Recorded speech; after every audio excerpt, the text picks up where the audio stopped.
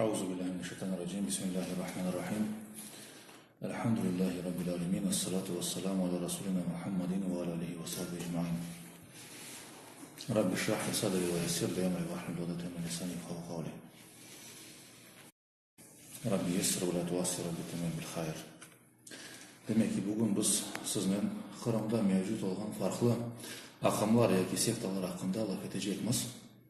Мы сегодня с вами будем беседовать касательно сект и течений, которые присутствуют у нас в Крыму. И, возможно, немножко шире обозначим общие характеристики, общие черты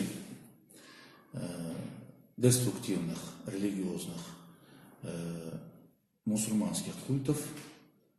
Далее какие-то, значит, общие признаки втягивания человека в данные течения и на что необходимо обратить внимание, когда вас призывают или вам предлагают изучить ислам.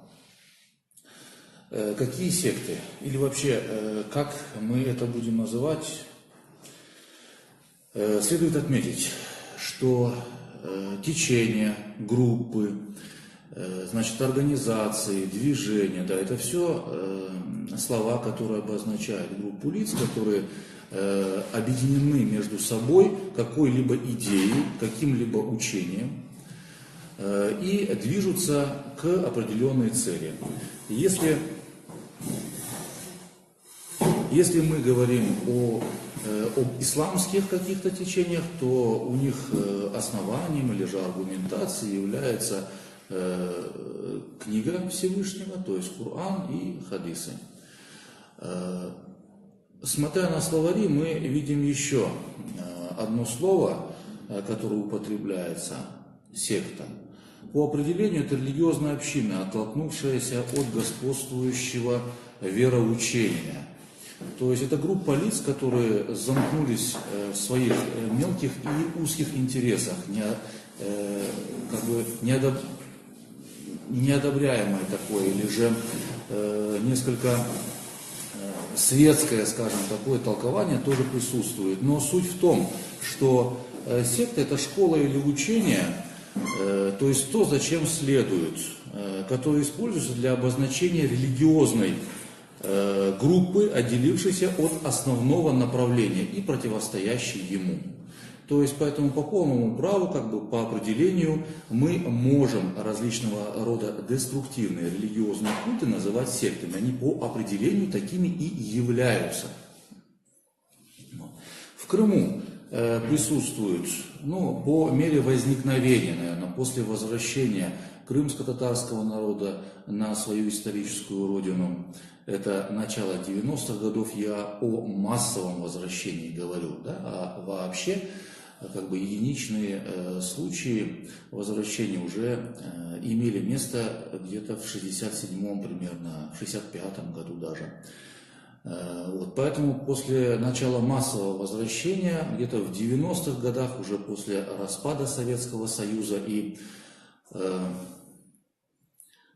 распространения свободы слова, демократических каких-то принципов и так далее, вместе с этим в среду мусульман, значит, Советского Союза, наверное, можно так сказать, или же стран СНГ, начали внедряться из-за рубежа, конечно, и различные течения религиозного характера, которые несли свое учение. Так вот, в Крыму в начале, значит, 90-х годов это движение, основателем которого является Мухаммад ибн Абдуль-Вахаб, в простонародье называется ваххабитами. После из Узбекистана примерно 94-й, наверное, год, 95-й год примерно, появились представители партии политической Хизб ут-Тахрир аль-Ислями, которые в простонародье называются хизбами. Дальше из Украины, наверное, примерно в то же время, или может быть чуть позже, хабашиты проникли Еще позже от Такфира валь-Хиджра мы имели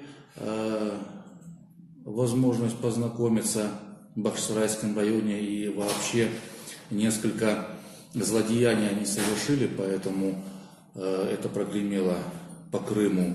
Ихван аль-Муслимин, то есть братья-мусульмане, это течение, основанное в Египте, значит, в начале 20 века.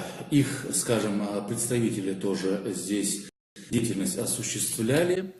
И уже более малочисленные такие особо не проявившие себя, но все-таки существовавшие еще пару групп есть, или несколько групп таких течений есть. Из них можно отметить коранитов, например, которые хадисы не признают, а считают, что мусульмане должны ограничиться только аятами Корана, и что Слово Всевышнего есть, оно передано, значит, достоверно, в нем нет сомнений, а хадисы якобы переданы по смыслу, следовательно, в их достоверности есть много вопросов, следовательно, сунна пророка в достоверном виде до нас не дошла, да и вообще, когда у нас есть слова Всевышнего Бога, то есть зачем нам еще что-то, этого руководства нам достаточно. Поэтому такая группа существовала давно уже, но вот в Крыму, еще при Украине, то есть это где-то 2010 годы и так далее, в Симферополе, Симферопольском районе они пропаганду вели. Я о них коротко рассказал, потому что сейчас особо они себя не проявляют, в принципе, и особого, скажем, особой симпатии они тоже не завоевали, поэтому особого распространения тоже здесь не получили. То есть, скажем, их явное заблуждение, такое явное, оно, скажем, народ их встретил с отторжением сразу. То есть человек, который не принимает слова пророка, уже все настороженно к ним отнеслись. А вот что касается предыдущих, то мусульмане Крыма, так как не обладали достаточным знанием основ ислама, то они, конечно, поддались на определенные красивые лозунги, возможно, скажем, религиозную лексику, какие-то аргументы, которые были подкреплены арабской речью, там, которая называлась там аятами или же хадисами, неизвестно, чем была эта речь, и, скажем, какие это были хадисы, то есть это оставляет еще много вопросов. Но если человек неграмотен, то, в принципе, что бы ему ни предложили, ему это сходит за чистую монету, да, он это принимает и верит этому. Поэтому, если сказали, а вот пророк сказал вот так-то, все, ты любишь пророка? Да, ну, значит, нужно ему следовать. То есть, на самом деле, это очень просто. И, конечно же, люди, которые вышли из 70-летнего пребывания там, в атеистической системе, да, где изучение, практика религии была запрещена по большому счету, то, конечно, человек вышел оттуда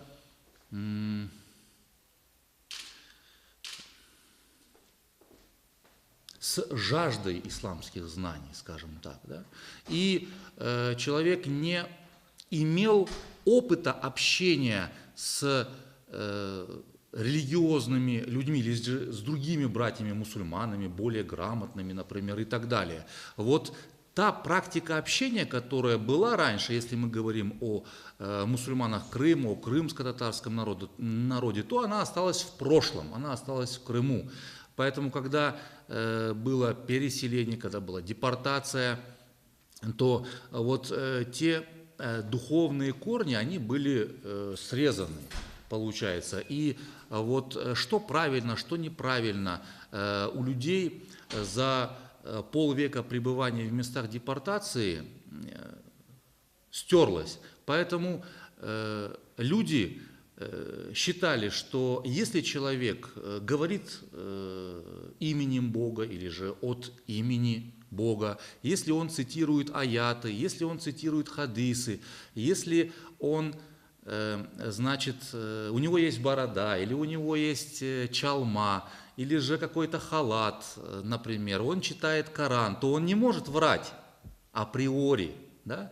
То есть он богобоязненный человек, то, что он говорит правду. Он не может желать тебе плохого, он обязательно желает тебе хорошего. Это же твой брат-мусульманин, который изучил Коран, который изучил хадисы. А как могут братья друг другу желать плохого? Он же не коммунист, он же не атеист, например, да? Он же там не представитель там КГБ там, или еще чего-то, например. Да?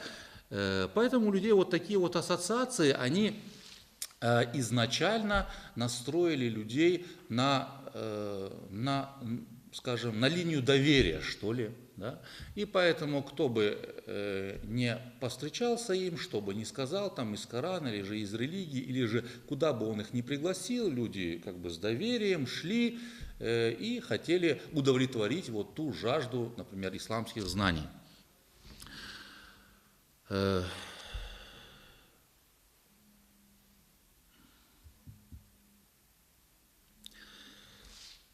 Что можно сказать в целом?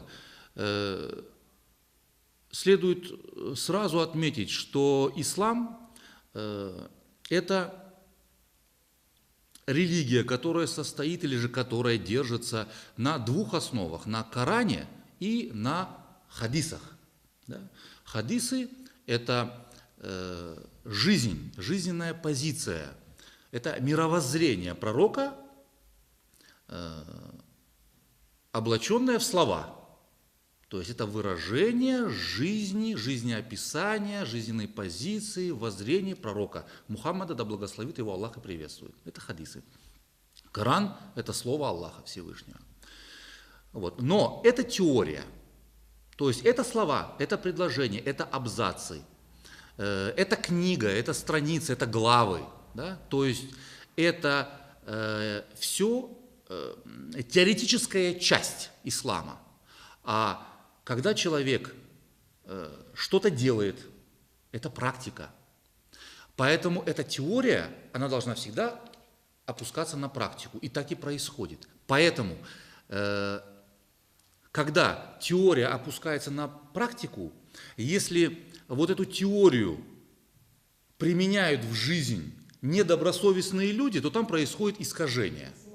Изменение, да.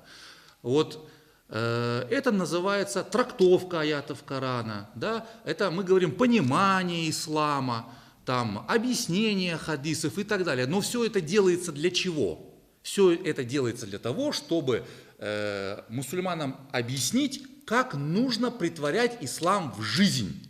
И вот тут, если недобросовестный человек объяснит вам аяты или хадисы неправильно, то и претворять в жизнь вы будете их неправильно. Вот это вот звено, которое теорию опускает на практику, оно очень важно. И вот как раз таки различные секты движения, они как раз таки являются вот тем звеном, который искаженно преподносят мусульманам ислам. И в связи с этим человек неправильно верит и неправильно практикует. Таким образом получается течение, да. Потому что не каждый человек, он владеет знаниями арабского языка, не каждый человек имеет возможность изучить эти первоисточники, не каждый человек имеет необходимым, значит, запасом знаний другим или же способностями это все читать, анализировать и понимать. Это и невозможно. В принципе, во всех обществах существует эта проблема. Вот, например, закон. Да? То есть на устах у людей всегда слова.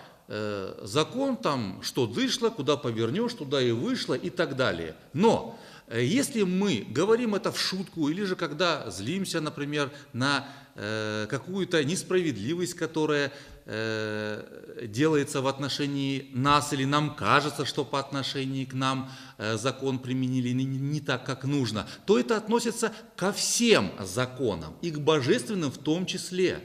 Их претворяет кто? Люди, Ну так любой закон можно перевернуть. И закон, который принял парламент, и закон, который не спаслал Всевышний Аллах. То есть ум человека, он настолько изощрен, и душа человека настолько извращена, что в угоду своему тщеславию, своим каким-то ежеминутным, ежесекундным выгодам человек может исказить все. И на примерах мы это видим. Например, сразу я вам приведу вот такой яркий момент. Например, партия Хизб ут-Тахрир говорит, что создание халифата является обязательным. Или же создание партии Хизб ут-Тахрир является обязательным, которая будет работать над созданием халифата. Да? Говоришь, приведите доказательства. Приводят сура Али Имран, 104 аят. 104 аят. И говорит, вот здесь Аллах приказывает создать политическую партию в Коране.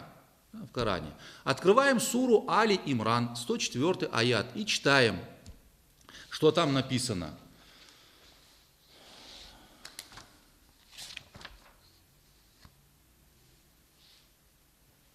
Пусть среди вас будет группа людей, которые будут призывать к добру, повелевать одобряемое и запрещать предосудительное. Именно они окажутся преуспевающими. Пусть среди вас будет группа людей. Вот. Задаем вопрос. Это аят ниспосланный пророку? Да. Покажите группу людей, которую создал пророк среди сподвижников и назвал ее политической партией. Есть два варианта. Или вы показываете группу, или же вы говорите, что пророк этот аят не применил в жизнь. Второе невозможно. Правильно? То есть не может пророк не выполнить веление Аллаха. Тогда нужно показать группу. Если пророк этого не сделал, значит вы аят понимаете неправильно. Это первое. Второе. Как искажается Коран? Али Имран 104 сура. Смотрим на 103 и на 105. Это один из методов искажения текста, когда вырывают из контекста что-то. Смотрим на 103 и на 105. Читаю. 103. Крепко держитесь за ветвь Аллаха, все вместе, и не распадайтесь. 103. Помните о милости, которую Аллах оказал вам, когда вы были врагами. Имеется в виду в Медине два племени, Эвс и Хазреч. Они перед тем, как стали мусульманами, они друг с другом воевали. Их стравили друг с другом. Стравило то племя, которое там жило, которое всегда друг с другом людей стравливает. Когда вы были врагами, а Он сплотил ваши сердца, и по Его милости вы стали братьями. Вы были на краю огненной пропасти, а Он спас вас от нее. То есть вы чуть было не поубивали друг друга. Так Аллах разъясняет вам свои знамения. То есть Аллах разъясняет вам свои знамения. Быть может, вы последуете прямым путем. То есть не будете разделяться. И потом дальше, 104 аят. Пусть среди вас будет группа людей, которые будут призывать к добру и повелевать одобряемое. Призывать к добру что? Призывать объединяться и не разделяться. Там, соблюдать столпы ислама, верить только в Аллаха, не приобщать ему сотоварищей никого и так далее. Повелевать одобряемое и запрещать предосудительное, то есть харам и лял. Свинину не кушайте, не пейте, не прелюбодействуйте, не убивайте людей, не воруйте и так далее. Именно они окажутся преуспевшими на том свете. И дальше, 105 аят. Не походите на тех, которые разделились и впали в разногласия после того, как им явились ясные знамения. Именно им уготованы великие мучения. То есть в 103 и 105 аяте Всевышний призывает к единству и наоборот предостерегает от разделения, а в 104 аяте, оказывается, призывает Всевышний создать отдельно группу, которая будет обособляться от других мусульман. То есть это неразумно. Вот это вот искажение. Поэтому любой закон можно подобным образом исказить. Я привел именно этот пример к тому, что ислам призывает нас всех быть едиными. Поэтому не разделение, держаться вместе, именно не создавать каких-либо групп, течений, сект. Это является ясным, четким предписанием. Я аяты, в принципе, вам почитал. И еще другие аяты тоже есть. Могу их тоже прочитать несколько, потому что все займет очень много времени. Например, негативная оценка, скажем, народов, которые были последователями предыдущих пророков, есть в Коране. Например, сура Эн-Ам, 6 сура, 159 аят, то есть разделение предыдущих общин преподносится в негативном виде, и Всевышний говорит: вы так не делаете. Например, ты не имеешь никакого отношения к тем, которые раскололи свою религию и разделились на секты. Их дело находится у Аллаха, и позднее Он сообщит им о том, что они совершили, то есть в день Великого Суда имеется в виду. Это обращение к пророку, то есть. Дальше. Крепко держитесь за верь в Аллаха. Это то, что я вам читал. Али Имран 103, 104, 105. Сура Му'минун, значит, 53-56 аяты.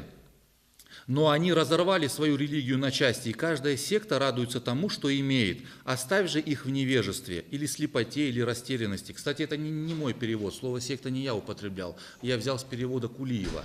То есть я преднамеренно слово секта не вставлял, сразу говорю.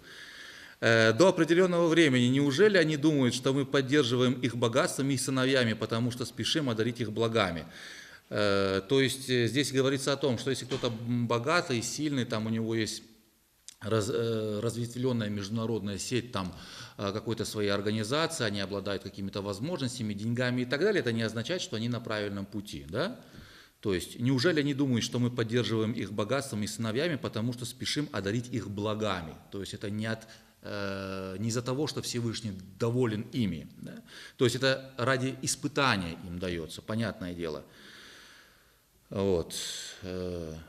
Сура Рум, 30 сура, 31-32 аяты. Обращайтесь к нему с раскаянием, бойтесь его, совершайте намаз и не будьте в числе многобожников, в числе тех, которые внесли раскол в свою религию и стали сектами, каждая из которых радуется тому, что имеет. Каждая из которых радуется тому, что имеет. То есть все хвалятся: а мы самые хорошие, а мы самые умные, а у нас самая истинная религия или же самое истинное понимание и так далее. Все секты такое говорят. То есть все считают, что они самые праведные, самые правильные. Вот. И это как раз-таки одно из их характерных особенностей, к которым мы как раз-таки сейчас и придем.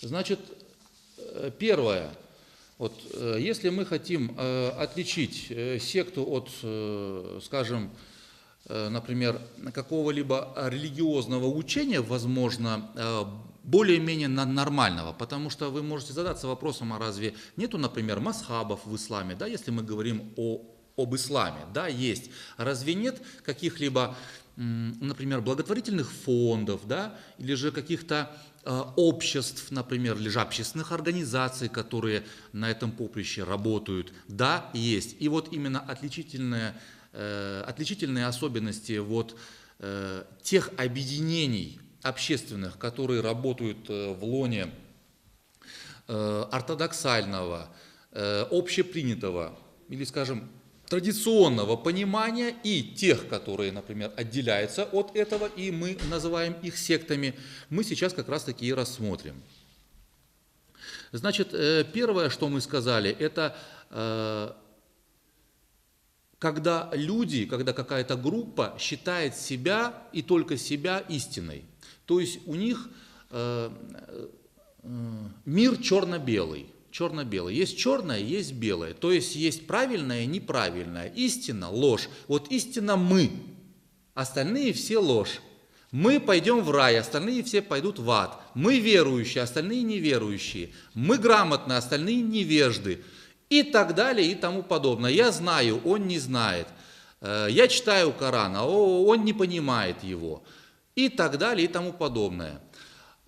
Здесь риторика может быть разной. Например, ваххабиты могут говорить, например, мы единобожники, остальные все многобожники, мушрики, например, да?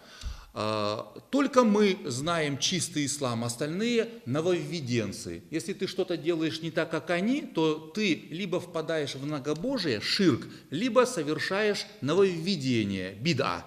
Все. То есть таким образом тебя как бы дискредитируют автоматически. Вот.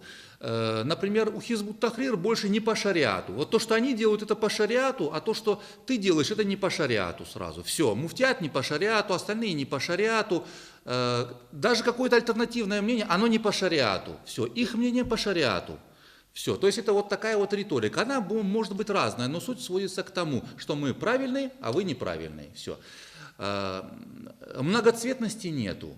То есть, что может быть разномнение, может быть какое-то разночтение, что понимание аятов может быть и это правильным, и это правильным. Такого нет. Вот такой шаблонный подход. Это вот один из явных признаков сект. Если вы такое видите, то сразу можете оттуда убегать.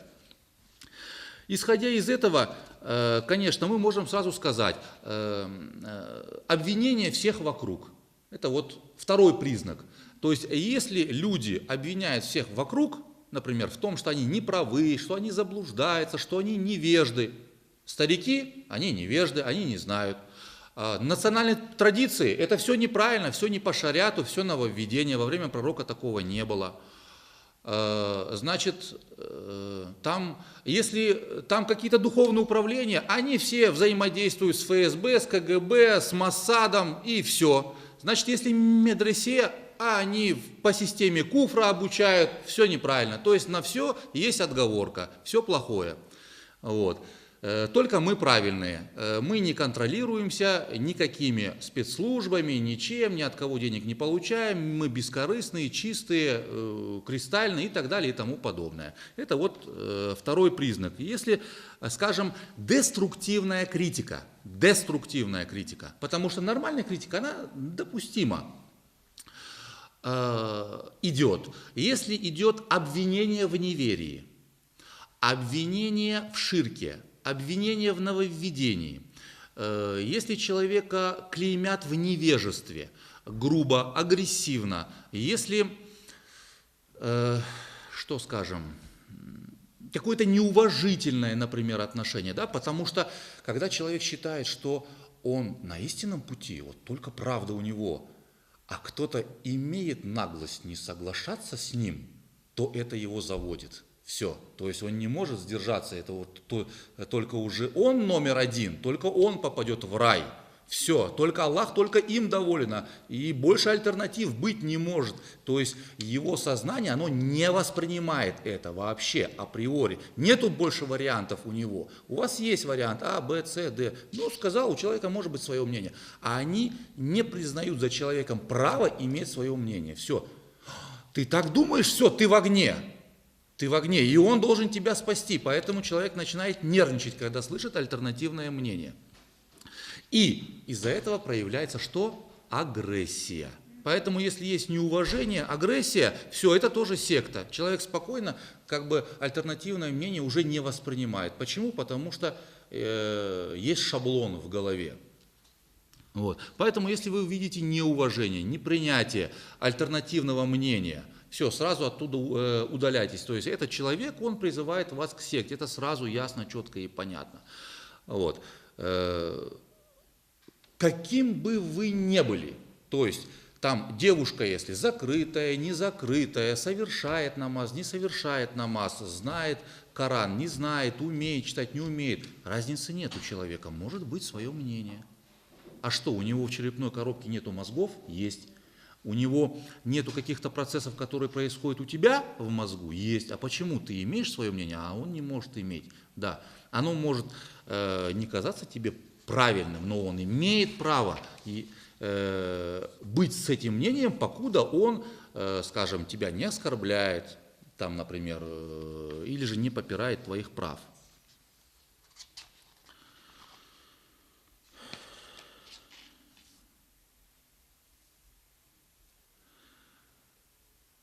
Вот в связи с этим, как бы, мы, наверное, можем еще сказать, что если человек попал в секту, то там происходит определенного рода психологическое давление. Психологическое давление. Каким образом? Туда попасть легко, выйти трудно. Выйти оттуда практически невозможно.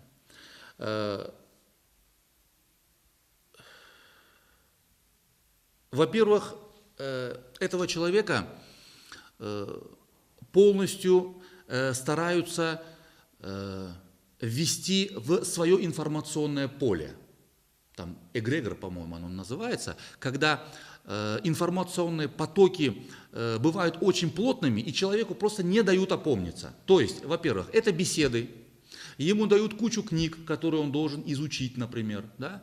С ним встречаются, его посещают, ему дают фильмы, аудио, видеоматериалы, потом стараются сделать так, чтобы он не общался с другими людьми, чтобы он находился в информационном поле именно вот той силы течения, которой он проявил симпатию.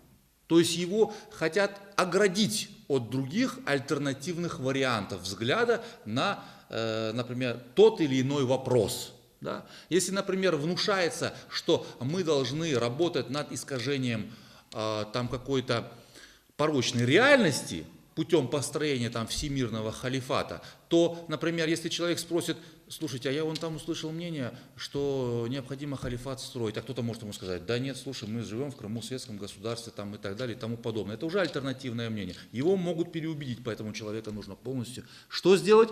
Оградить. Да? То есть это, во-первых, дать кучу информации, а во-вторых, например, принять какие-то меры, чтобы он максимально общался со сторонником того или иного движения.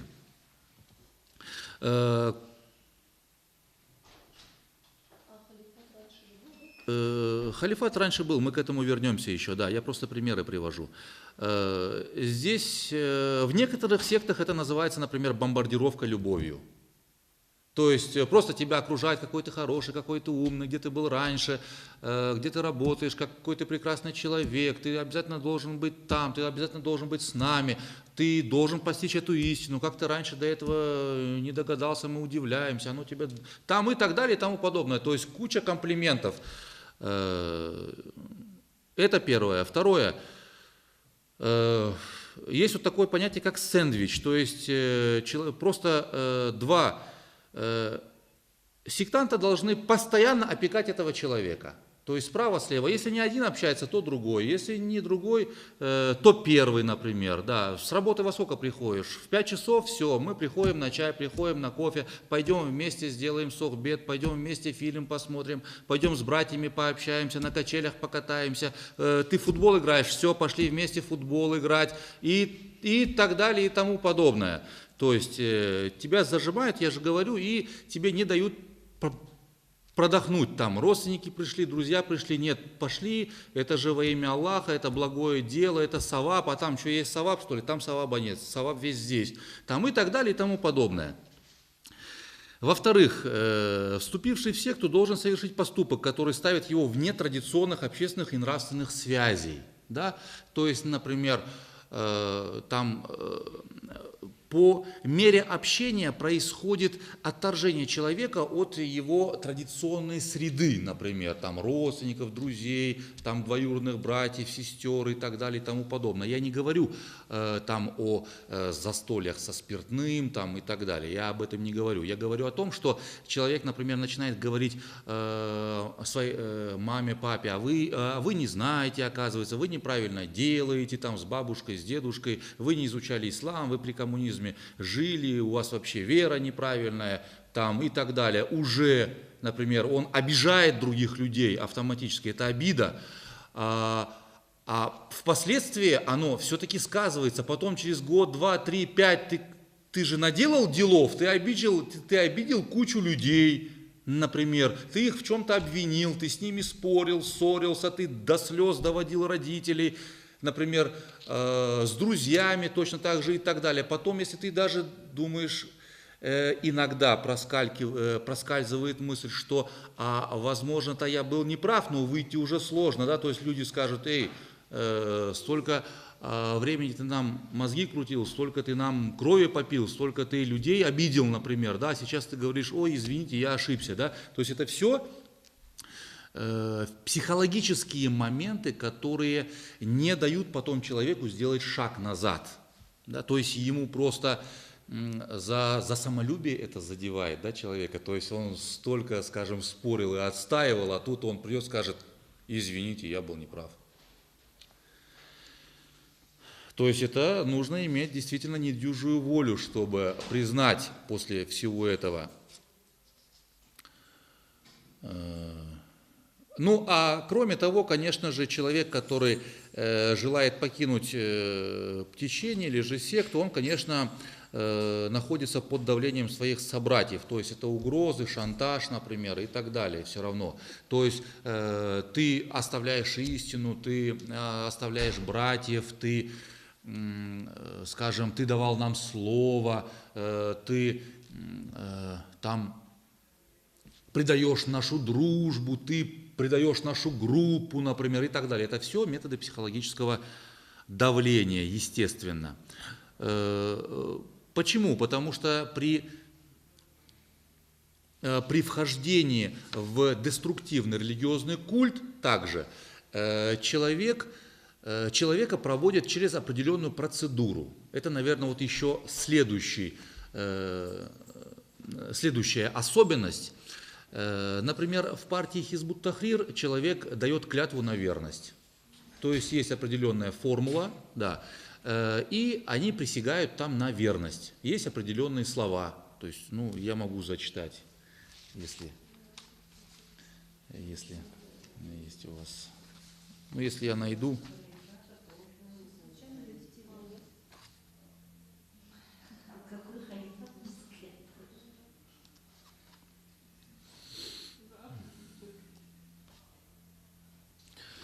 Во имя великого Аллаха клянусь защищать ислам и хранить верность ему, принимая идеи, мысли и принципы Хизб ут-Тахрир на словах и на деле, в его правильном управлении, вере. Клянусь выполнять даже те решения, которые не нравятся мне, так как являюсь ее членом. Клянусь направлять все силы на осуществление ее идей. Свидетелем моих слов является Аллах.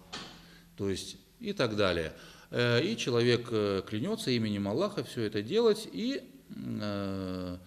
конечно, потом ему все это вменяют в вину, то есть, получается, его завязывают цепью и требуют от него выполнения данной клятвы, то есть, и тогда уже он является членом Хизб ут-Тахрир. Поэтому, когда спрашиваешь: ты член Хизб ут-Тахрир? Нет, не член. Ну что, человек может клятвы не давать, но он может там быть активным деятелем, может симпатизировать и так далее и тому подобное. То есть, поэтому здесь подмена понятий или же игра словами тоже присутствует всегда.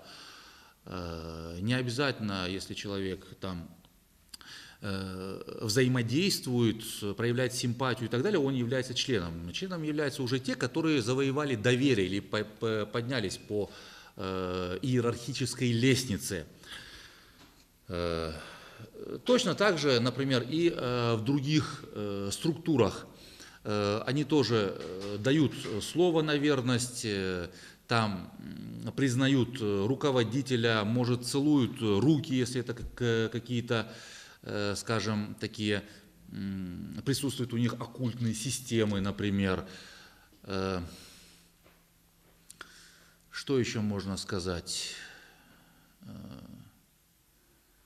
Конечно же, присутствуют определенные взносы, например, уже тоже отличительная черта подобных сект, движений, что на определенном этапе,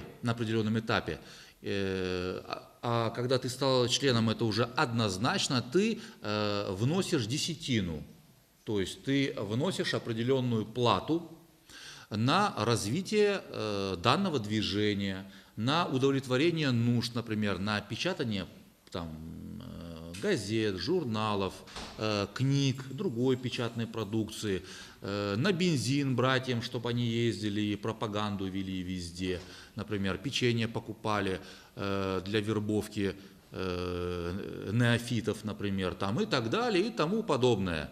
Вот, на это все подобные средства расходуются, поэтому вот отличительной или характерной чертой сект еще является то, что когда человека туда привлекают, то есть вербуют, да, на самом деле им буквально, буквально после вербовки сразу начинает пользоваться как бы его возможностями и его материальными возможностями в первую очередь, ну и интеллектуальными, и физическими, конечно, в том числе. То есть это и взносы, это когда человек тратит свое время, тратит свою энергию на то, чтобы ходить и пропагандировать идеи вот данного течения, данной организации. Поэтому, скажем, когда тебя вербуют, то люди радуются, конечно, не из-за того, что ты к истине придешь, а из-за того, что еще одна рабочая лошадка появляется в их рядах. И на первых порах, особенно человек же с истиной познакомился, то есть у него воодушевление, и он поэтому начинает ходить везде, и с особым увлечением и воодушевленностью пропагандировать вот те новые спасительные идеи, с которыми он познакомился. Да? Но стоит человеку просто успокоиться, остановиться и подумать. Исламу 1400 лет. Хизб ут-Тахрир возник в 1953 году. Такиуддин Набхани основал эту партию. Хабашизм тоже 1950 год. Там, в Эфиопии один человек основал данное движение. Там, если мы говорим о ваххабизме, то это 17 век, то есть начало 18 века, но все равно как, 250-300 лет, да. А другие движения тоже относительно, например, Ихван-уль-Муслимин тоже 1920 год, 30-е годы, 1928, по-моему, если не ошибаюсь, Хасан аль-Бенна основал. То есть 20 век по большей части. А 1400 лет исламу, что 1000 лет люди неправильно верили и не знали истину, а сейчас эти товарищи пришли 50 лет назад и рассказали нам, как нужно верить, как нужно поклоняться Аллаху, что ли. То есть абсурд. Там даже доказательств, по сути, не нужно. Просто нужно успокоиться. Просто нужно успокоиться и, грубо говоря, раскинуть мозгами. Просто нужно сопоставить все. Но дело в том, что тебе этого не дают сделать. Тебе этого сделать не дают. И вам кажется, а как так, например, да, грамотные люди, например, осуществляют там деятельность, разве они не могут сопоставить факты, разве они не могут увидеть там и так далее. Я сейчас чуть попозже, я вам объясню, почему так происходит.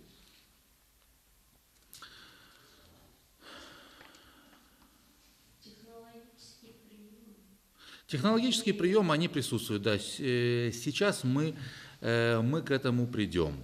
Мы к этому придем.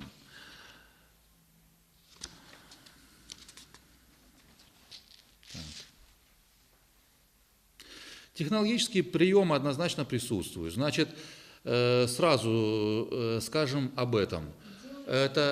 Мы называем это программированием сознания. Но не мы называем. Психологи называют, или же социальные психологи называют это программированием сознания.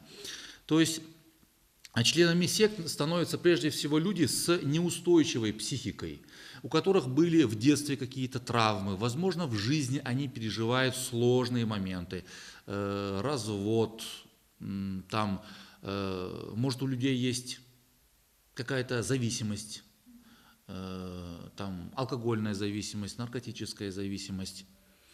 Вообще психологические какие-то проблемы, травмы есть, они не могут найти общий язык, например, с другими людьми, скажем, потеряли деньги, стали банкротами, там или же политическая карьера не удалась, не сложилась, увольнение с работы, поссорился с родителями очень сильно и так далее и тому подобное. Там горе произошло в семье, операция, кто-то попал в аварию, погиб, например, и так далее. То есть очень много стрессовых ситуаций может быть у человека, и вот в этот момент человек является эмоционально неустойчивым. То есть его можно приласкать, пожалеть, помочь, например, там буквально пару предложений, добрых слов ты сказал, он увидел у тебя то, что не увидел от других, и все, он к тебе проникся.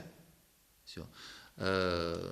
Воспылал любовью, там, и так далее и тому подобное. Потом в трудную минуту мы тебе же помогли, все, и ты должник. То есть это уже тоже все равно одна из методик психологического давления. А вот сложный момент, мы же были рядом с тобой. Все. Специалисты сравнивают сектантскую зависимость с наркотической. То есть это настолько глубоко. Кто не испытал, он этого может недопонимать. Но это настолько, скажем, глубоко и крепко держит человека. Вот как человеку сложно избавиться от наркотической зависимости, подобно тому, ему выйти потом из этой секты тоже бывает сложно. Используются, например, методы НЛП, методы нейролингвистического программирования. Это известные техники, то есть ими владеют многие секты, не только исламские в том числе. Например, вот первые книги я изучал, которые распространялись в Дагестане, в Чечне, например, где пропагандировались ваххабизм там, и так далее и тому подобное, то вот в тех книгах, вот те книги именно, они были написаны вот таким вот языком.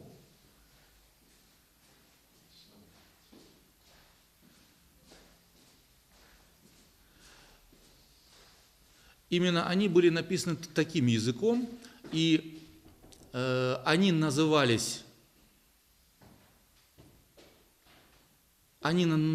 например, намаз по сунне посланника, там, и так далее и тому подобное. То есть можно подумать, другие совершают намаз не по сунне посланника, а вот только у них по сунне посланника. То есть само уже это название уже дает посыл, что только мы истинные, остальные все заблуждаются. То есть как пророк делал намаз, только мы так делаем, больше никто не делает. А уже сама книга, она тоже составлена вот по этой специальной методике. И когда ты ее читаешь, буквально, уже там, если не искушенный разум, скажем так, или же неустойчивая психика, если у человека жизненная позиция не такая твердая, то все, буквально через там 5-10 страниц ты уже уходишь не туда, куда нужно. То есть ты проникаешься, они вот буквально вписывают свои мысли тебе в мозг, они буквально вставляют тебе их туда. Все, то есть ты уже по прочтению книги, ты, скажем, уже являешься носителем вот тех мыслей, которые ты прочитал. То есть это вот такая вот техника внушения.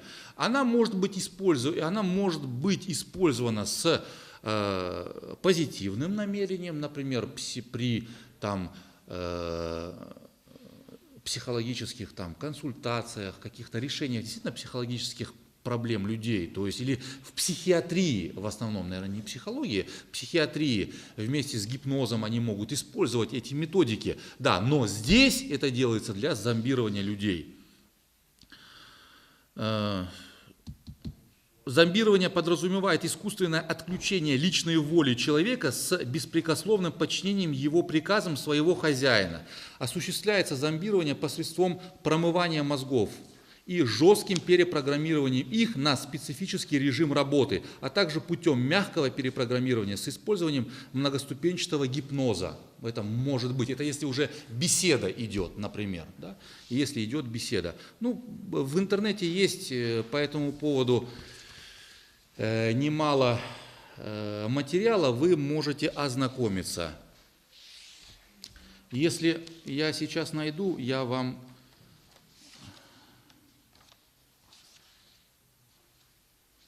приведу некоторые примеры. В интернете разные материалы есть. Еще надо разобраться, какие правильные, какие нет. Надо в интернете что хочешь есть.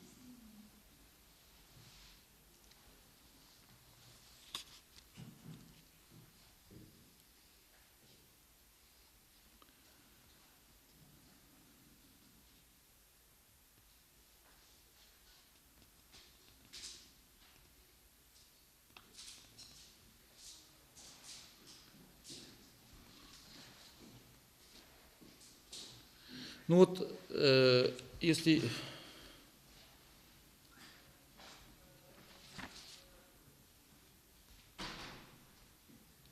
Сейчас.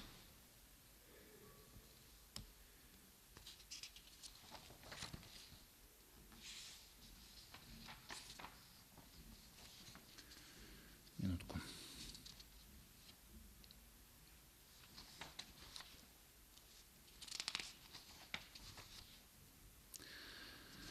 Например, вот если говорить о партии Хизбут Тахрир, то пропаганда партии учитывает психологические особенности различных слоев населения в зависимости от региона. То есть региональные особенности тоже используются. Например, если мы говорим о Крыме, это значит депортация, а вот последствия депортации – это психологические, скажем,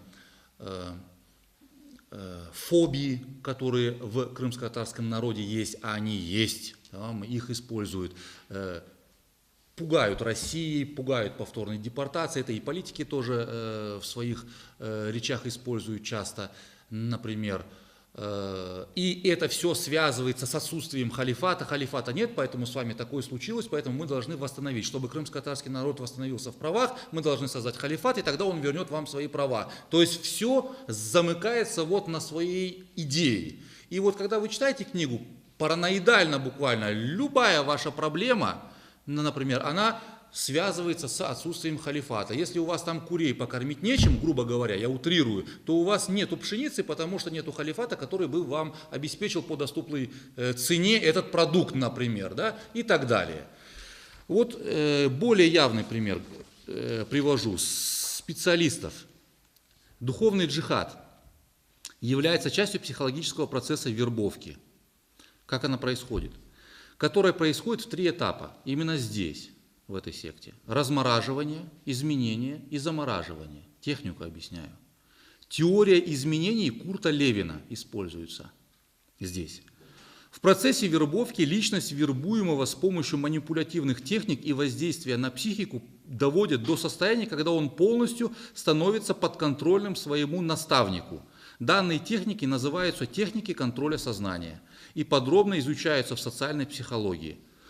То есть по-разному может быть, эта техника может работать. Я не буду сейчас объяснять. То есть человеку дают какую-то информацию, что-то ему говорят, что вводит его в стопор, что приводит его к шоковой ситуации или же в недоумение. Там говорят, вот айсберг идет, и там он столкнется с Крымом, и он там утонет, например, через 2 дня. Все, у человека шок. Как такое может быть? Все, это у вас размораживание вашего сознания. Потом вам дают, чтобы этого не было, нужно сделать то-то. Все, это вам дали установку, и потом заморозили. Сказали, вот если ты будешь с нами, то этого не произойдет там. И привели там аяты и хадисы, тебя убедили в этой правоте. Все равно, что раскрыли, вставили и закрыли обратно. Уже с той мыслью, с которой им нужно. Ну, я утрирую, понятное дело, как бы. В принципе, более точные примеры на это и в интернете и можно найти, если вы желаете. Я не хочу это объяснять просто-напросто. Шокировать можно человека по-разному, например, в религиозной сфере. Можно сказать, ты до этого неправильно верил. Он говорит, а что, я не был мусульманином? Все, это уже шок, например. Это я был мушриком. Да, ты был мушриком, потому-то, потому-то, потому-то там. Потому что ты там дуа носил, например, и так далее. Все, человек в шоке. То есть ему 40 лет, он думал, что он был мусульманином, а оказывается, он не мусульманин. Представляете, стресс. И что со мной будет, если ты умрешь, тебя не похоронят на мусульманском кладбище? Все. А что... Там жена, дети, все, ты прелюбодействовал все это время. Шок у человека, рушится вся его предыдущая жизнь. Все. А потом говорят, если ты будешь с нами, мы покажем тебе истинный путь, все, тебе нужно вот это сделать. Все, он их. То есть, поэтому это все техники, то есть это все элементарно. И в сектах этому всему, конечно же, людей обучают. То есть в нормальном учении, в нормальной организации такого не происходит. Таким образом, мы с чем имеем дело? Мы имеем дело с тем, что парализуют возможность выбора человека, парализуют его волю. Вот это самая большая проблема. Если человек делает осознанный выбор, то это его выбор.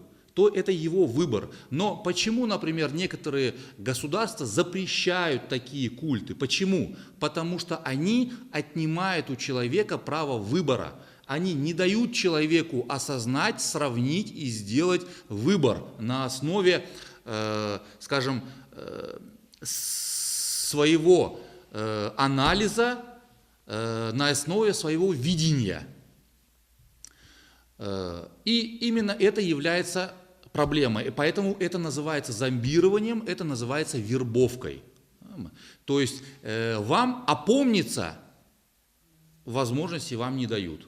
И каждый может попасть на это. То есть не нужно говорить, то есть я там умный, у меня там уровень там IQ такой-то и такой-то. Это от этого не зависит. Это психологическое состояние человека. Человек может быть умнейшим, да? Но в этот момент вот, он допустил слабинку. И все мы через это проходили так или иначе. То есть и я тоже через это проходил, и у меня тоже друзья есть. То есть кого-то кто-то одернул,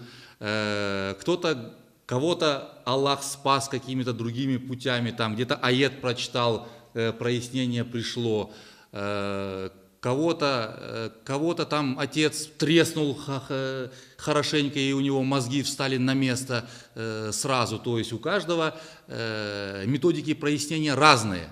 Вот. Ну, как бы Аллах по-разному спасает людей. Вот. А у кого-то такого не произошло. Вот, а кто-то никого слушать не стал, на него никто не подействовал, и его туда затянули. Вот.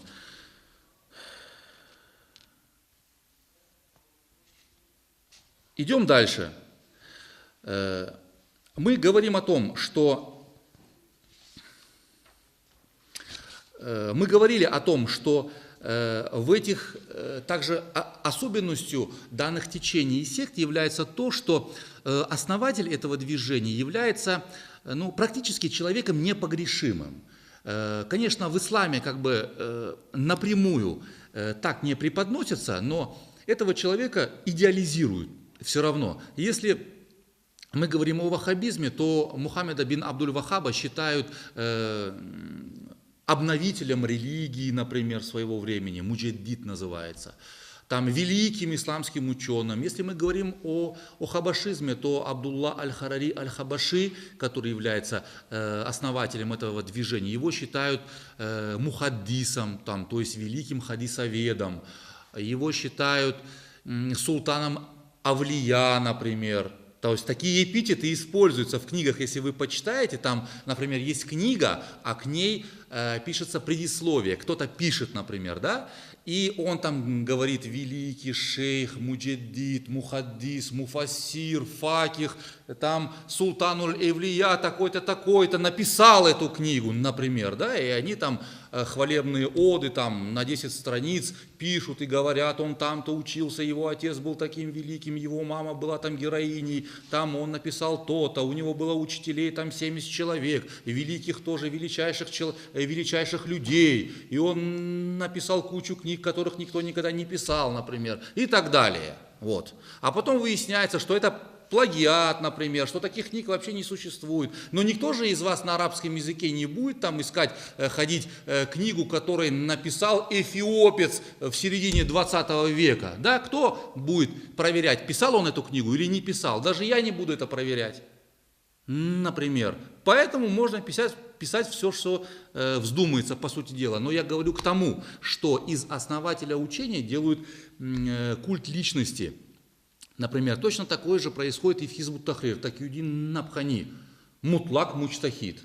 Ну какой Мутлак Мучтахид? Мутлак Мучтахид — это имам Азам Абу Ханифа, имам Шафии, имам Ахмед бин Хамбель, имам Малик бин Энес. Хорошо, Мутлак Мучтахиды, да. А тут какой Мутлак Мучтахид? Ну это Мучтахид великой, самой высшей степени, который имеет право делать выводы из Корана и Сунны во всех сферах человеческой жизни. И вот он вас сейчас научит, как нужно верить, как нужно любить, как нужно жениться, как нужно разводиться, как нужно халифат строить и так далее и тому подобное. То есть вот подобного рода эпитеты, подобного рода восхваления, они присутствуют везде. Это отличительная черта сект. То есть если своего, например, учителя, основателя, родоначальника, лидера, они вот превозносят подобными словами, то все, это секта, сразу знаете.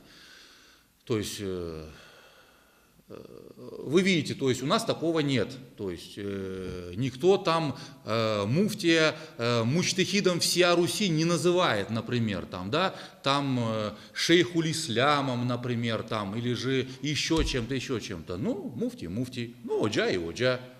Хорошо, тоже может ошибаться, может говорить правду и так далее. То есть нормальное восприятие такое. Уважаем, понятное дело, оскорблять никому не дадим, да, наше право. Но никто не произносит и никто там не идеализирует никто никого. То есть нормальное, уважительное отношение, как того требует ислам, относиться к или старшим людям, или же людям, которые занимают какой-то пост, или же к людям знающим, например, и так далее и тому подобное. То есть все в разумных пределах. Эзанна дынгли, кона сон бархач да соза айтармыз, иншаллах. Так, мы продолжаем.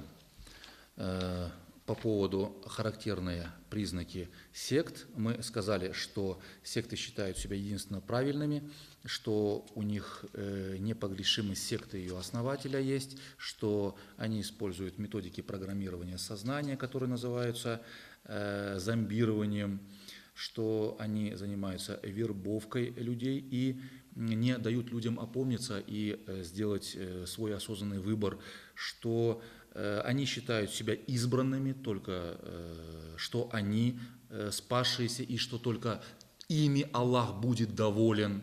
Это духовный элитизм или избранничество называется. Потом они контролируют жизнедеятельность своих адептов полностью, пытаясь изолировать их от других, скажем, традиционных форм общения, там семья, друзья, там коллеги и так далее и тому подобное, и стараются полностью их держать в своем информационном поле, в своих информационных потоках, грузить их там какими-то делами, например, и так далее. Туда нужно съездить, с тем поговорить, там обойти стольких людей там, и так далее и тому подобное. Дальше. Идем дальше, говорим о том, что присутствует четкая иерархия, например, везде присутствует иерархия, в Хизбут Тахрир, например, присутствует иерархия, там есть человек, который набирает там, из 5, там, максимум 8 человек определенный круг, которому он преподает, называется халка или халака, например. Есть потом человек, который курирует его, есть человек, который отвечает за район, например, если Бахчисарай, то это Бахчисарайский район, Джанкой, Джанкойский район. Есть человек, который отвечает там за Крым, есть человек, который отвечает за страну, там, если это было при Украине, за Украину, если это в России, значит, то за Республику Крым, а потом и там за всю Россию и так далее и тому подобное. То есть есть вот такая вот четкая иерархия, и человек, который туда попал, он только знает того, с кем он общается. Все. То есть он знает своего учителя. Уже того, кто стоит над ним, он не знает. Это делается с целью конспирации, что если, например, силовые структуры раскрывают ячейку партии или же кого-то задерживают, чтобы он не рассказал о других и чтобы этот как карточный домик, чтобы не посыпалось все. Поэтому минимальные сведения. Далее иерархия очень жесткая, то есть вам дают задание, вы пишете рапорт, человек, который отчитывается, он не знает, кому он пишет рапорт, по сути дела, вы знаете только человека, с кем общаетесь, а кому он передает, вы не знаете, а тот конечный тоже не передает, не знает, кому он по интернету отправляет этот рапорт, это все засекречено в принципе. Вот. Но это все на веру, то есть человек клятву дал, поэтому он эту клятву и выполняет. То есть там все законспирировано. Но могу сказать единственное то, что, например, офис, который курирует деятельность Хизбут Тахрир аль-Ислами в Восточной Европе, а Крым туда именно и относится, и в странах Азии, находится в Лондоне, в районе Манхэттена, если я не ошибаюсь. Руководитель офиса, был, по крайней мере, несколько лет назад, но я не могу за их движениями, за всеми следить, кто кого назначает, Омар Аль-Бакри. Был такой товарищ. В интернете информации мало, вы не найдете особо. Но если сильно захотите, конечно, можете найти. Пару дней вам нужно будет посидеть с красными глазами. Вот. Что хочу сказать. Удивительный факт вообще сам по себе. То есть люди, которые 150-200 лет работали над разрушением халифата, есть исторические сведения, да, что по делам колоний в Великобритании было специальное министерство по делам колоний, оно так и называлось, мы же не говорим о 20 веке, мы говорим тогда. И специально была разработана программа, где внедрялись люди, которые специально искажали, во-первых, ислам, которые там вели подрывную деятельность и так далее. Для международных взаимоотношений это может быть нормальным, я не критикую, говорю как факт, да, вот, и чтобы они предоставили офис для организации, которая пытается восстановить халифат, много вопросов, конечно, у здравомыслящих людей это должно вызывать, у нездравомыслящих людей это ничего не вызывает, вот, то есть те, кто разрушил халифат, или приложил к этому немало усилий, пытаются, или же опекают, или дают возможность для действий тем, кто хочет это восстановить. Вот. Для меня это нестыковка. Вот. Конечно, лидеры британского филиала активно вербуют палестинцев, экс-членов Хамаса, Фетха, Хизбаллы, которые разочаровались в палестинских политических распрях и так далее и тому подобное. В общем, ладно, к этому мы еще, я думаю, вернемся. Это что касается иерархии. Вот, то есть, чтобы вы не думали, что, например, троечники, которые здесь ходят и обучают крымских татар исламу, иногда ко мне и мои бывшие ученики тоже подходят, я знаю просто их всех, ты дискриминантное уравнение не мог решить в 9 классе, пришел мне тут ислам объяснять, то есть, это ненормально само по себе. То есть они сами эту систему не строят, и если что-то делают, они сами это не делают. Это указание им, вот так-то вести себя, все они так-то ведут. То есть это все управляемые процессы, чтобы вы знали. Дальше. Еще одна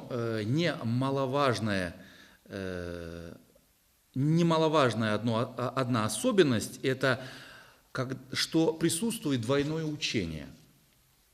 Вот смотрите. Никогда никакой вербовщик не сообщает своей жертве будущей, что он является приверженцем того или иного движения. Никогда. То есть всегда говорят, пойдем почитаем Коран, приглашают на уроки арабского языка, на уроки по фикху, то есть пойдем научимся делать намаз, там братья верующие, они изучают ислам изучают, то есть, но это уже обман. То есть, поэтому, когда вы входите куда-то, вы не видите вывеску «Халакат партии Хизбут Тахрир», вы не видите этого. Там урок по ваххабизму, или же там читаем книгу Мухаммеда бин Абдуль-Ваххаба, такого нет. Там, или же когда вы заходите, например, там посиделовка, там членов хабашизма, такого нет. Клуб хабашитов, клуб Ихвануль Муслимин, такого нет. То есть изучаем ислам, читаем Коран.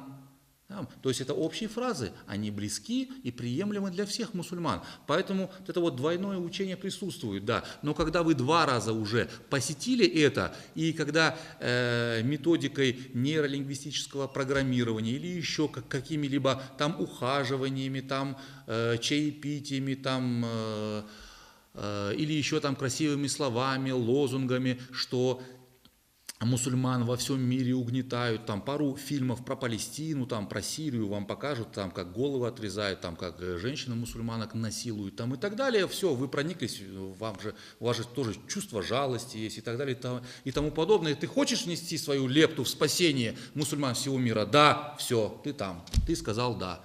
То есть все, ты попался. А что ты можешь сделать? Ты ничего не можешь сделать. Да? Ты ничего не можешь сделать. То есть, а для чего? Ты там действительно будешь палестинцев спасать? Нет. Ты просто будешь работать на ту или иную партию, на то или иное движение. Все. Думая, что ты спасаешь палестинцев. На самом деле ты никого, ничего не спасаешь. Ты вносишь, наоборот, раскол в ряды мусульман, мусульманской уммы. Все. Ты никого не спасаешь данным действием. Поэтому есть моменты для внутреннего пользования, это не нужно забывать. Точно так же есть определенные книги. Есть книги, вот когда, например, вы приходите, то вам дают определенные книги, например, как совершать намаз элементарно. Там, или же какой-то, если это политическая партия, например, как Хизбут Тахрир, то там, например, изложение каких-то в своем видении политических реалий, например, что произошло там в Турции, что произошло там в Ираке, например, или же в Ливане. И там просто политический, скажем, аспект разъясняется, политический обзор идет. То есть там вроде бы все нормально, почитай эту книжку, почитай эту газетку, ты читаешь. Но по строению партии, по истинным целям, по методам вербовки там, и так далее и тому подобное, материал это уже потом.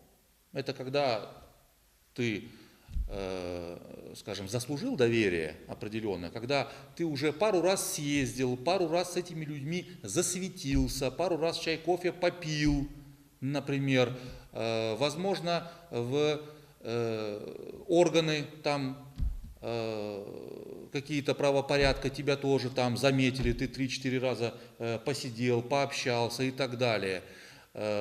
Потом уже, когда видят, что если человеку не нравится, он не идет, правильно? Вот ты один раз пошел, тебе неприятно это, ты уже с этими людьми общаться не будешь, ну максимум 2 раза. Если ты периодически или с какой-то периодичностью и постоянностью сидишь с людьми, общаешься, пьешь чай, кофе, значит ты проникся какой-то симпатией к ним. Все. То есть вот этой симпатии достаточно, чтобы тебя дальше втягивать, давая тебе какую-то литературу, выводя тебя на какой-то новый уровень или же приглашая тебя к более каким-то уже просвещенным субъектам, беседам, урокам и так далее и тому подобное. Вот поэтому на это тоже необходимо обращать внимание и быть очень внимательными.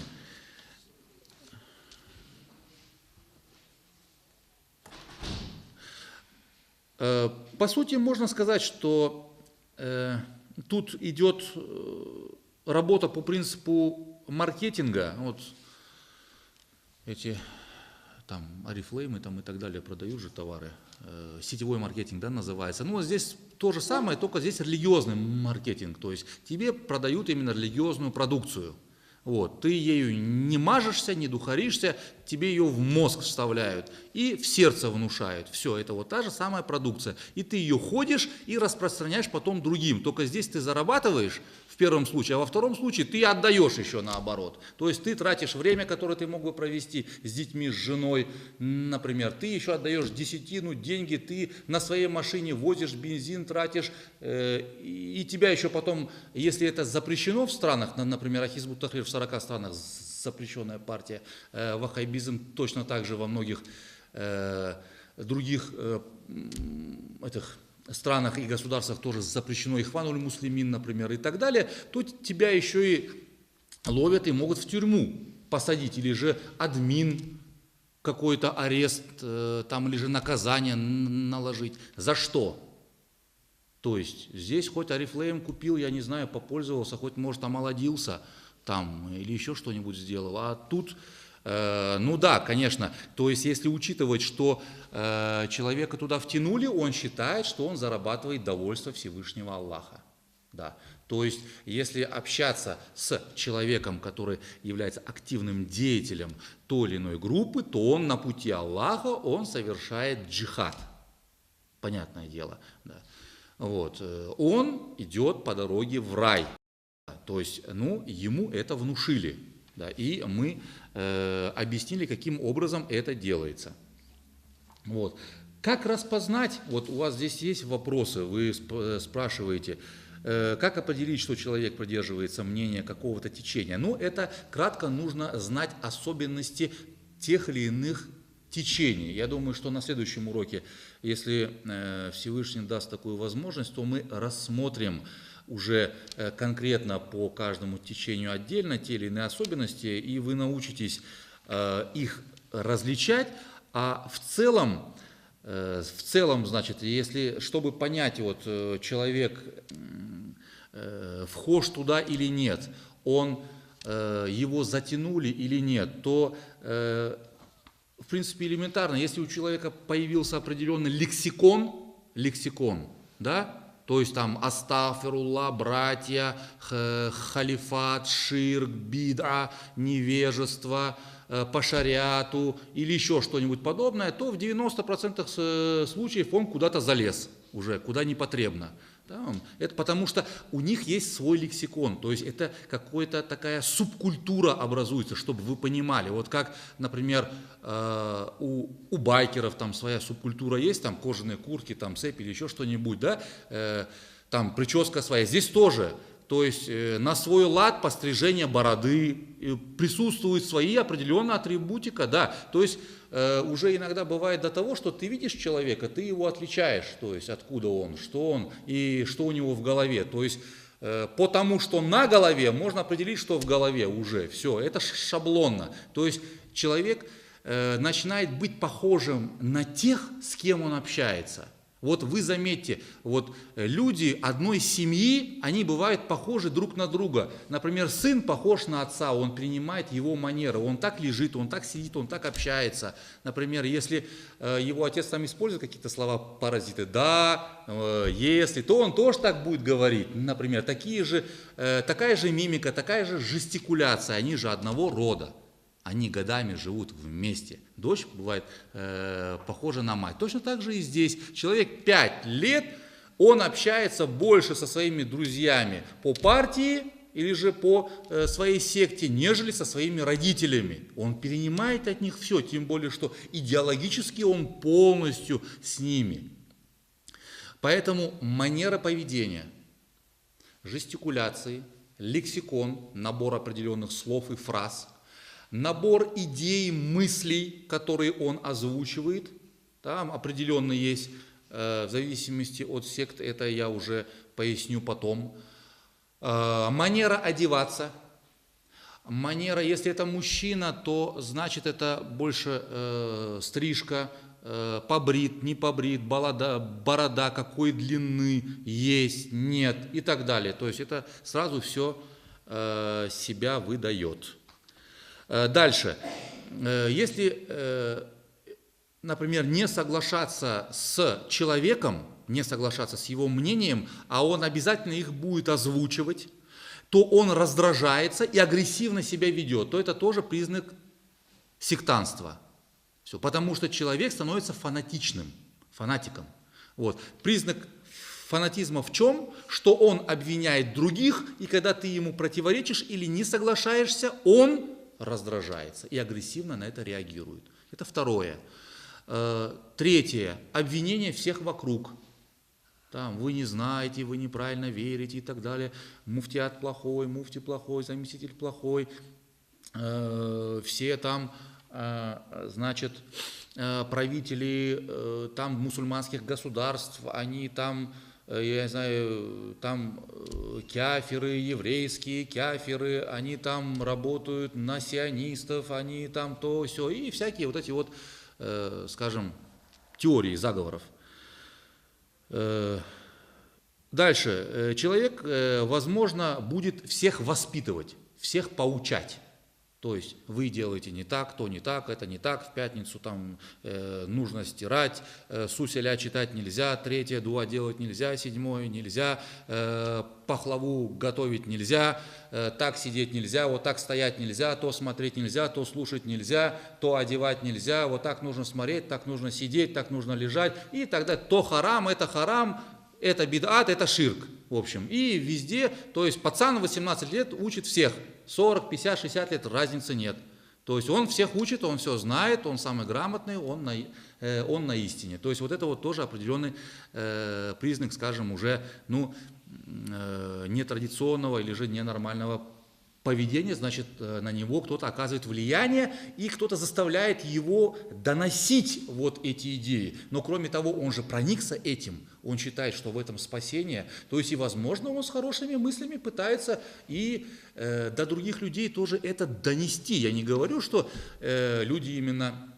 Вот там, может быть, какие-то наши близкие друзья и так далее, которые общаются, что у них есть плохое намерение. Нет, но хорошее намерение не делает твои действия правильными. То есть это тоже нужно понимать. Да?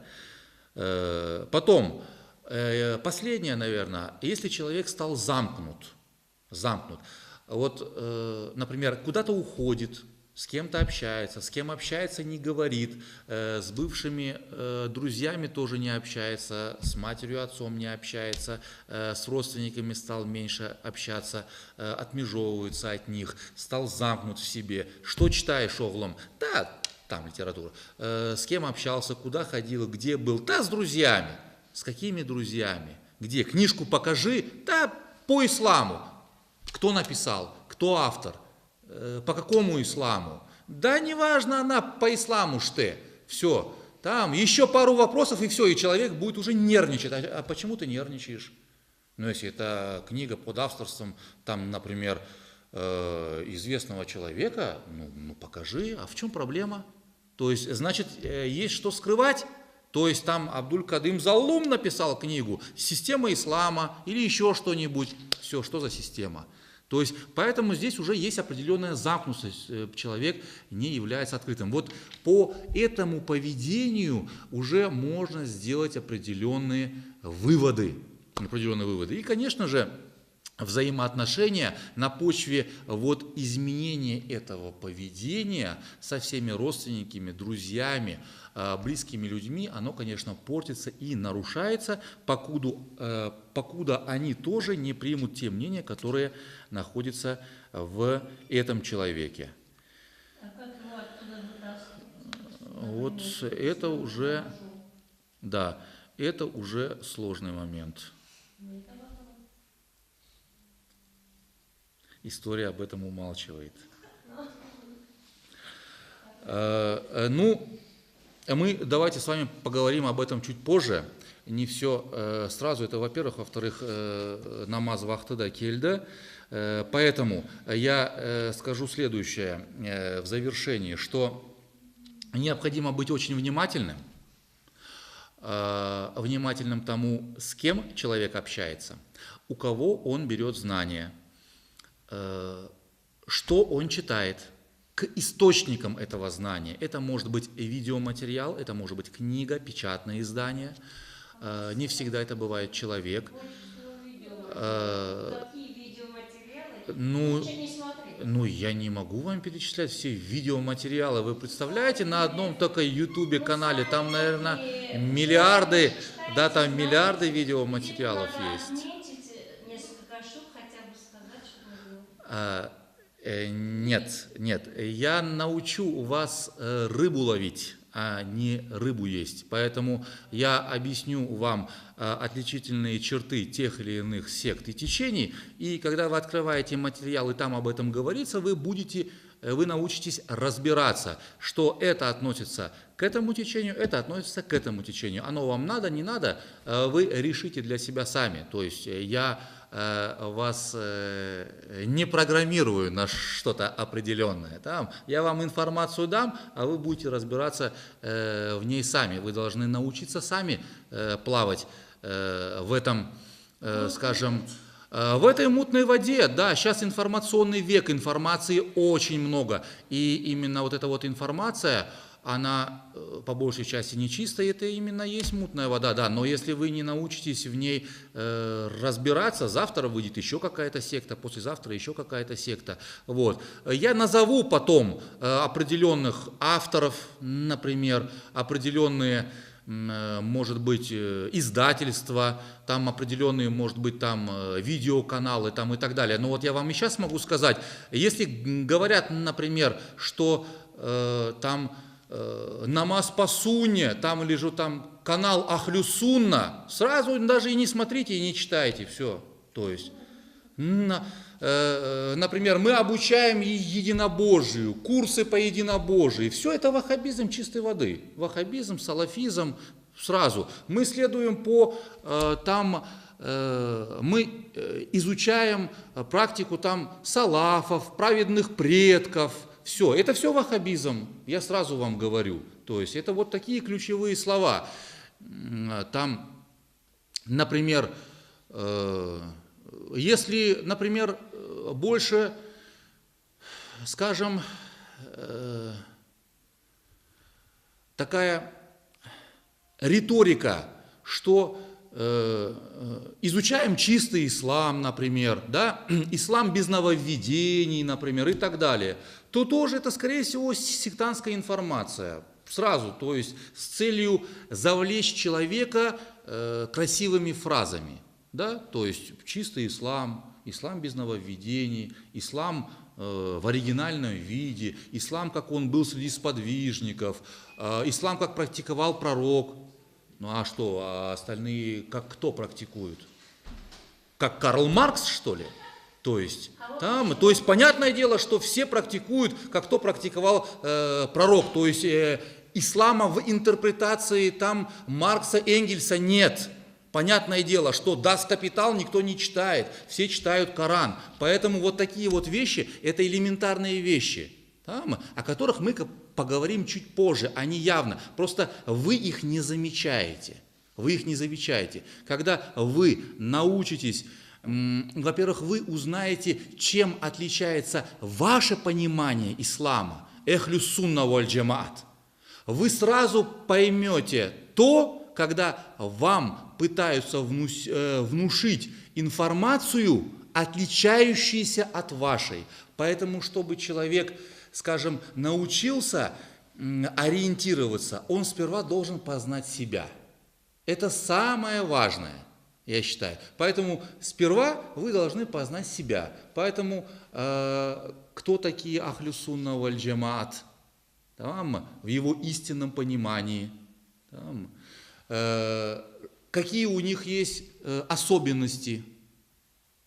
Мы об этом тоже с вами поговорим, иншаллах. Значит, я говорил о том, что вам нужно быть осторожными по поводу источников знания.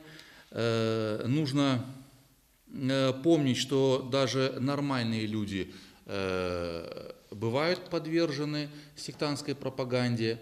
Нужно, скажем, выслушивать тоже альтернативное мнение перед принятием решения, принять какую-то мысль или нет, войти в какую-то организацию или нет. Нужно выслушать альтернативное мнение в том числе. нужно посоветоваться с компетентными людьми в этой области. И необходимо также уделять внимание на то, какую ответственность или какую миссию несет человек в этом обществе. Вот если он ответственность никакую не несет, например, да, человек, скажем, программист или же стоматолог, да, и он объясняет, как нужно намаз делать по сунне. Я понимаю, и вот если он стоматолог, да, и он объясняет, как нужно следить за чистотой полости рта, это его ответственность. То есть он как врач, как доктор, да, если вы сделаете неправильно, то вы скажете, а меня врач научил. Это уже противоречит врачебной этике. И он вообще слово давал, если это врач в других областях, например, не парамедик, да, например, а там, стоматологи, пускай не обижаются, то есть парамедики тоже медики. То есть там терапевт или еще там кто-либо, да, то он вообще клятву давал на то, что он будет лечить людей. Вот. У него ответственность есть социально определенная, я хочу сказать. А в религии какой с него спрос? Сказал и сказал, а завтра вы скажете, а вот я, оказывается, неправильно сделал. А те скажут, покрутят перед виском и скажут, ты еще у стоматолога дом строить бы научился. То есть он тебя научит. То есть, понятное дело, во всех сферах есть специалисты. Вот. Поэтому необходимо тоже взвешивать уровень социальной ответственности человека. Если человек имам, он отвечает. То есть к нему претензия завтра будет и со стороны государства, и со стороны духовного управления, и со стороны общественности просто мусульманской. Скажут, ты распространял неправильные знания.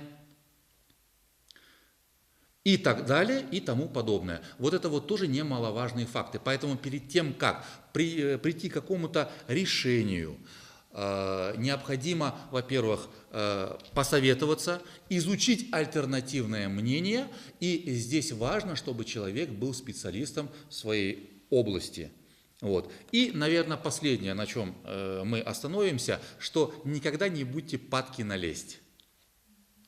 Какой вы умный, какая вы красивая, какая вы беджерекле, как вы хорошо разговариваете, какой у вас прекрасный слог, какой у вас хороший почерк, например, как вы легко владеете компьютером, вы умеете печатать на 10 пальцах или еще как-нибудь, да, какая у вас хороший вкус, как вы хорошо одеваетесь, сумочка у вас какая хорошая, и так далее, и тому подобное. Это все лесть.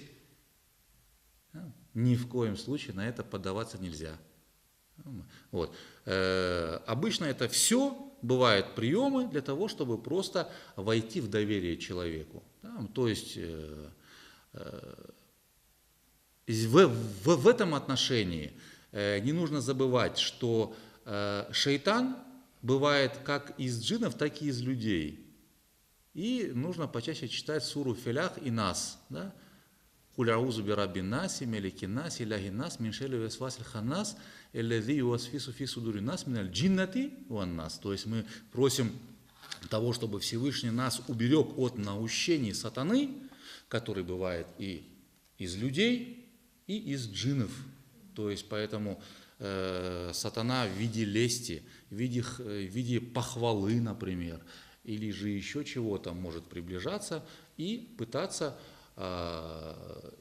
тебе что-то внушать, тебя куда-то направлять в каком-то направлении и так далее. Поэтому в этом отношении тоже нужно держать себя под контролем и всегда полагаться на Всевышнего Аллаха. А вот такой вопрос. Зубки дежани бар, да? Молодежный дежани бар, да? Приватки де бар, да? Tapali'de var ya, çok yerde var. Şu camilerin hepsi bir yolda gidiyor mu? Yok, bu camiler hepsi bir yolda gitmiyor. Qaysi camilerge barmağa mümkünlüğü? Qaysi camide imamda dini idareden, muftiyattan удостоверениесі бар, ve o удостоверение действительный, анда бармаға мүлкун. Башқа ерлерге бармаға мүлкун дегіл. Мы за это не отвечаем. Мы не гарантируем правильность информации религиозной, которую там на проповедях преподносят. Anladım. Aydı, sizin idarenizde netken camiler anlaşıldı. Ya o barlarga разрешениені kim бере çalışıyor? İşte bizim idarege boysunmaganları için olarda bizden разрешение yok. Bizge boysunganlar ya da bizge bağlı olgan bütün camilerde, imamlarda разрешение бар. Ve olarda официально зарегистрированы din cemiyet бар. Olar hem devlet ogünde mesuliyetli, cevapkar, hem bizim ogünde, ogumuzda cevapkar. Akalganlar kimsenin ogünde cevapkar olmaganları için istegenlerini yaparlar. Ya onlarga kimse keder etmiyor. Siz doğru yapmaysınız. Значит, siz çalışmayacaksınız. Olar söz dinlemiyorlar. Ve bazı başka yerlerden de olar yardım alalar. Onun için o kadar zayıf bir kimse değiller. Ya bizim hükümetimiz kontrol etmiyor. Bizim hükümetimiz bazı vakit bu din sahası o'zingiz meselenizni çözünüz deb bizge kaldıra. Bu bir. İkinci variant, bazı bu camilerdeki insanlar şu hükümetimizden olgan bazı kişilerge çalışalar aksine. Bu ikinci variant. Ve üçüncü variantta var, insanlar kimseden korkmay, Allah'tan da korkmay, halktan da korkmay, просто нагло o'zini böyle alıp bara. Çünkü anda kar var.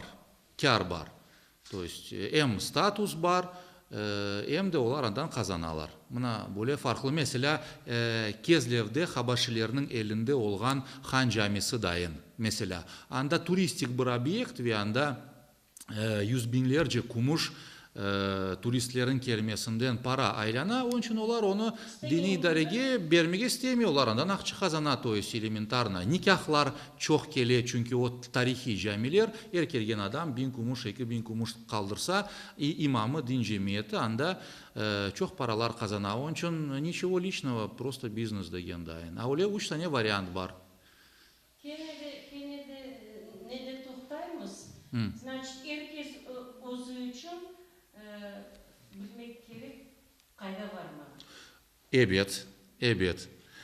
Herkes kararını ozu bere nihayetinde. Evet. Ama Livatki camisine barabilirsiniz. Evet.